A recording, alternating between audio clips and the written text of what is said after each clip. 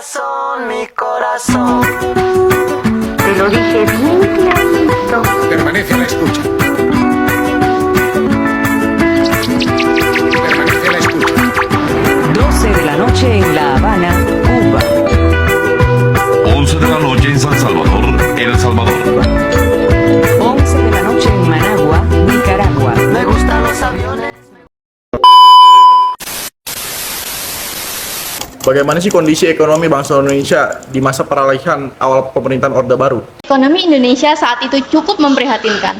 Pada 1950, Indonesia mengalami krisis ekonomi di bawah presiden pertama kita, yaitu Bapak Presiden Soekarno. Saat itu diterapkannya sistem ekonomi terpimpin, yang merupakan turunan dari sistem demokrasi terpimpin. Nah, di sistem ini sangat bergantung kepada otoritas penguasa, seperti presiden ataupun pejabat-pejabat lainnya yang terkait. Pembangunan juga tidak sepenuhnya merata berkembang, karena anggaran negara tidak sepenuhnya digunakan untuk kegiatan ekonomi, seperti untuk pertahanan keamanan. Jelaskan lebih mendetail tentang kondisi Indonesia pada saat itu. Presiden Soekarno menolak mentah-mentah bantuan dari Amerika Serikat, serta mengundurkan diri dari Bank Dunia. Kemudian, menurut Bank Indonesia yang berjudul History of Monetary Period 1959 sampai 1966, sepanjang 1960 sampai 1966, pertumbuhan produk domestik bruto atau yang disingkat PBD sangat rendah. Laju inflasinya mencapai 635%.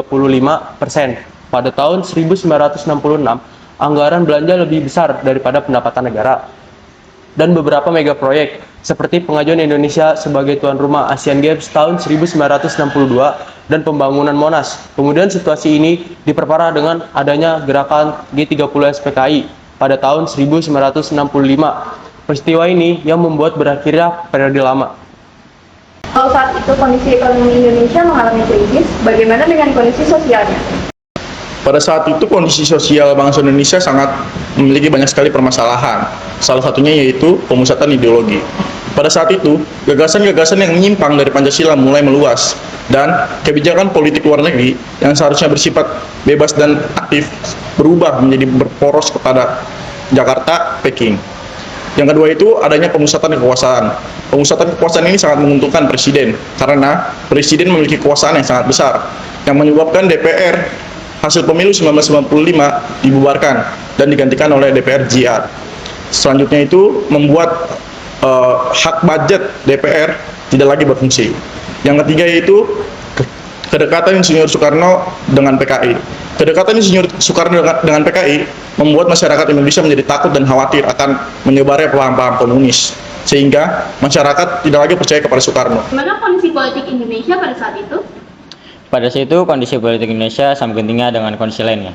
Desoekarnoisasi adalah istilah untuk pengaruh Soekarno dalam tata hidup. Pada tahun 1967, pemerintahan Orde Baru juga mempengaruhi lembaga-lembaga yang berpengaruh dengan Soekarno.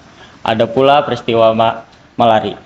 Peristiwa Malari adalah malapetaka pada 15 Januari 1974 merupakan peristiwa demonstrasi yang dilakukan oleh mahasiswa yang mengakibatkan kerusakan gedung, motor, mobil Jepang, dan mengakibatkan korban jiwa. Jelaskan lebih mendetail bagaimana kondisi politik Indonesia saat itu.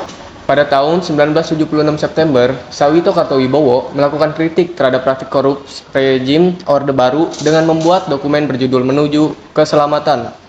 Lalu, ia juga membuat dokumen Perisiso yang isinya kritik tentang penggunaan ideologi Pancasila sebagai alat untuk membasmi lawan politiknya. Selain peristiwa itu, apakah ada peristiwa lainnya yang berhubungan dengan kondisi politik Indonesia saat itu? Ada. Yang keempat ada penahanan tokoh politik dan pemberhentian media massa.